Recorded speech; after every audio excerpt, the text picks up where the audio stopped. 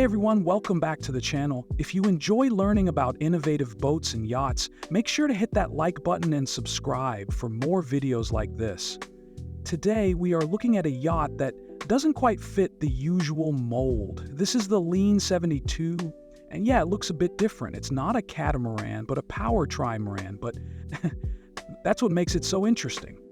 So let's walk through it together, and I'll tell you what I notice about this boat.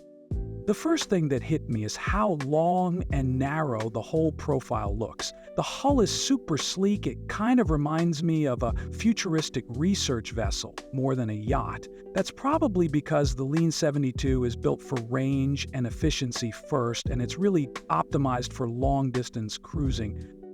Most yachts in this size range are twin-engine setups, but this one only has a single diesel engine, and it's located in the central hull. That might sound like a limitation at first, but it's part of the whole hybrid concept. It actually uses electric motors in the outer hulls for slow-speed maneuvering and docking, so when you're cruising at around 9 or 10 knots, the diesel engine takes over, but when you're just creeping into a marina or anchoring, you're doing it silently with electric power. According to the official specs, the LEEN 72 can cruise 5,000 nautical miles at 9 knots, with just 4.5 liters per nautical mile. That's super efficient for something of this size. It's 72 feet long after all. Stepping inside, the vibe is very much modern minimalist.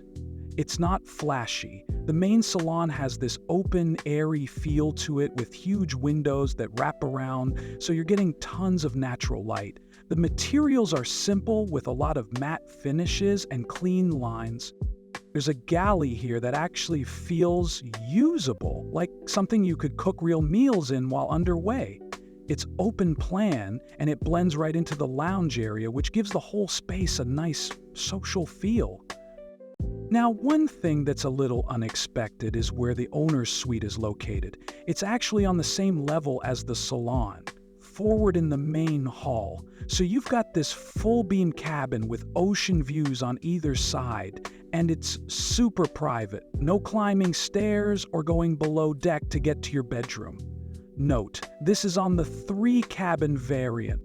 Then there are 2 or 3 guest cabins depending on the layout you go with. Each of them has its own bathroom and pretty generous headroom. You also get separate crew quarters with their own entrance, which is a big plus if you're bringing along crew. Let's talk about storage for a second. The LEEN 72 has a utility room that's actually massive for a boat this size. There's space for a washer, dryer, workbench, and even bikes or other gear you'd want for long-term cruising. It definitely feels like a boat designed for people who plan to live aboard for a while.